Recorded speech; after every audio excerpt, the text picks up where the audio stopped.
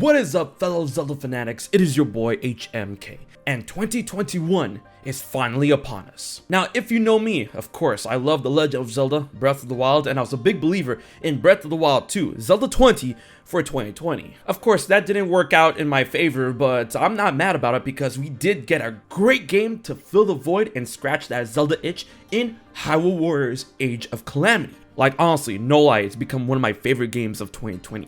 And of course, I know you guys are waiting for the Age of Calamity content. It's coming up very soon. Subscribe to my channel and check out the post in the community section. And with that being said, I feel that we have a lot to look forward to when it comes to 2021 Nintendo and the Nintendo Switch, and of course, The Legend of Zelda. Not just Breath of the Wild 2, because now I believe that 2021 is the moment of destiny that Breath of the Wild 2 may have always been chosen for. And I understand if people are skeptical on the whole 2021 deal, especially going after 2020 with no Breath of the Wild 2 visual or physical information, but we've been through this before. We've crossed the desert of Zelda Wii U back in the day, and after I'm through, I'll make more sense about the conundrum when it comes to Breath of the Wild 2 and 2021. So, if you guys are ready, strap on in for the safety of hype, let's dive directly into the noise. Now, of course, like I said before, I was really hoping and I was really believing that Breath of the Wild 2 Zelda 20 was going to release in 2020. For me, all the stars were aligning, but case in point, it didn't happen. However, we did get Hyrule Warriors Age of Calamity, which effectively acts as a good way to experience the world of Breath of the Wild before the events of Breath of the Wild. The fact that Nintendo had this game in their pocket for so long and it didn't leak or anything like that, and they revealed it only to release it 2 months afterwards, is incredibly impressive. Which goes to show and tells me that this game was definitely on their agenda, it was on their table, it was in development for a good minute. So much so that I believe to the point that it was already well into development before the announcement of Breath of the Wild 2. Retroactively telling me that Breath of the Wild 2 was never really on the cards for 2020. Or perhaps they did throttle game development. I mean, the game does have a lot of content to it, but it's a lot of content that we've kind of seen before in Breath of the Wild, albeit with some visual tweaks and additions and the fact that it plays completely different. Either way, I feel the whole concept and release of Age of Calamity was all intended to stabilize the hype of Breath of the Wild and Breath of the Wild 2 in many different ways, giving us a glimpse of Hyrule in the past before the Calamity that Breath of the Wild never would have given us, and probably Breath of the Wild 2 may not give us as well. Giving us a game within the world of Breath of the Wild in order to, pass the time and enjoy ourselves while we're waiting for Breath of the Wild 2. And of course, a healthy reminder that also effectively rubber bands and springboards off Breath of the Wild going into Breath of the Wild 2 to keep us aware and to keep that hype alive. All in all, it was a pretty smart move by Nintendo considering that another team is developing this game while they're continuing to, I hope, finish Breath of the Wild 2. But of course, there's the idea of the lack of trailers, the lack of information when it comes to Breath of the Wild 2 since it was revealed at E3 2019.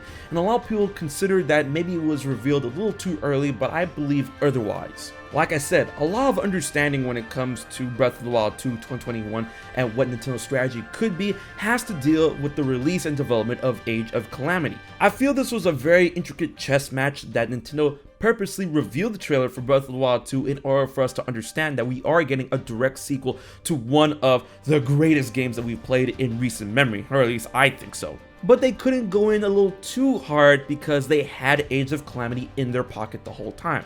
And if they were to cross-pollinate information and trailers of Breath of the Wild 2 and Age of Calamity, they could run the risk of the cannibalization of hype and sales for Hyrule Warriors Age of Calamity. So for a long time, in that time of doubt, in that time of darkness, it was really Nintendo trying to pick their spot. And for me, I think it worked out very well for them because Age of Calamity did end up selling 3 million copies within the first week of its sales. The highest selling Musou game of all time. That's the power of Zelda, baby. And when it comes to that power, that hype of Zelda, and not just Zelda, but Breath of the Wild, and the fact that Breath of the Wild 2 is going to be a direct sequel and it's been impounded into our heads for over a year now, this is literally one of those situations where the promotion time, in terms of actual release date reveal rolling up to the release date, is gonna be a lot shorter than a lot of us expect. Because a game like Breath of the Wild 2 is really going to hype itself, it's going to promote itself, not to mention the legion of content creators surrounding that of Nintendo, the Switch, and The Legend of Zelda. I mean, case in point, look what happened with Hyrule Warriors Age of Calamity. Look what happened with Super Smash Bros. Ultimate. Among others, those games were revealed and released in a rather short amount of time, and to great numbers. Considering the insane install base the Nintendo Switch has right now and how Age of Calamity sold and how the original Breath of the Wild sold, I'm pretty sure that Breath of the Wild 2 is going to dismantle sales, even if Nintendo wants to do a modest marketing campaign. But hey, knowing them, they're a company, they want to maximize those sales, but at the same time, they can go in with a lot of marketing, but they don't really need a lot of time to go in with that marketing. And this point can hold true in a very drastic way, considering that next year is indeed the Zelda 35th anniversary. You know it's gonna be on everyone's minds, it's gonna be everywhere on social media and the internet. Nintendo is going to this majestic Hylian year to the maximum. Not just for Breath of the Wild, but Zelda as a whole. And that is one half part of the job of the fandom as well. Using that to their advantage, they don't really have to keep talking about Breath of the Wild 2, just the overall scope of The Legend of Zelda. And then every time Zelda's brought up, Breath of the Wild 2 is always going to be in the conversation. And with that in mind, like I said before, the marketing really does itself. And with all things considered, with the game being a direct sequel to Breath of the Wild, it's been in development for at least 3 years now. That next year is going to be the 35th anniversary of Zelda, that Age of Calamity is out of the way already. You combine that with the idea that this could really be their next big game, the game of 2021, a game built for 2021. And of course, this could go in line with the supposed Switch Pro that everyone has been talking about, rumors, all that good jazz.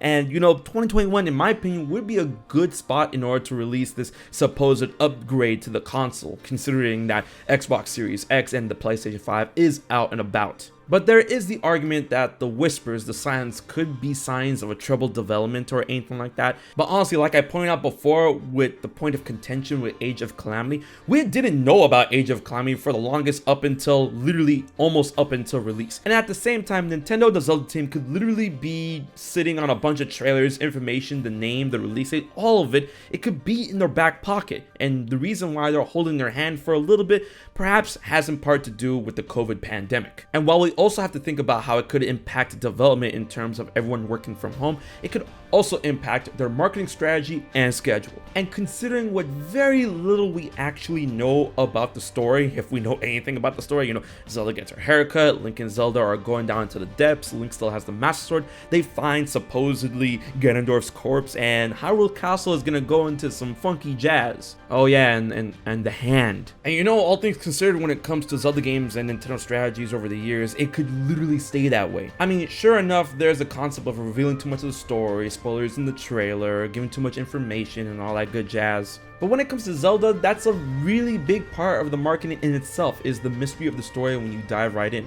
Sure, Nintendo's gonna start you off with probably a little bit of the prologue in terms of character A, character B, is that truly Ganondorf? What has happened between the events of Breath of the Wild and Breath of the Wild 2 that led to Link and Zelda down in the chasms? But for the most part, we are more than likely not gonna know what is going on, and it's gonna stay that way. I mean, sure, like I said before, we're gonna get trailers, and you know us, we're gonna try and piece them together, but in terms of direction, identity, and purpose, we are gonna be left blank. And all that clarification really goes down into what I said before about promotional time, as Nintendo really doesn't need a lot of time to sell you this game in terms of what we're doing and why we're doing it. Although a lot of it's going to be gameplay and a scope of probably how the world changed, because they're gonna really have to sell other people on how Breath of the Wild's world and gameplay has been evolved and adapted for a sequel, which of course is what I'm looking forward to the most, besides that of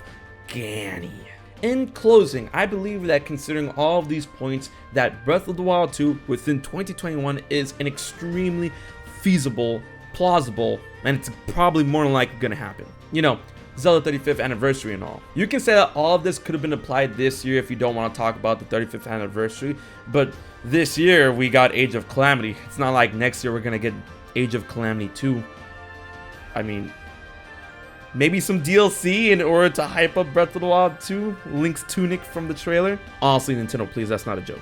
And with that in mind, that has me really excited. But I want to know what you guys think. Let me know what your theories, your thoughts on Breath of the Wild 2 for 2021, everything considering, and what you think is going to go down into the year of the 35th anniversary of Zelda in the comment section below. While you're at it, please like, share, favorite, and most importantly, subscribe to HMK for more Zelda content every week. Big thanks to my Patreon supporters for helping making this video happen, and if you want to find out how you can support HMK for just $1 a month, check out my info in the description box below. Alright guys, into 2021 we go. I hope you guys are hyped, and if you are, I'll check you guys later.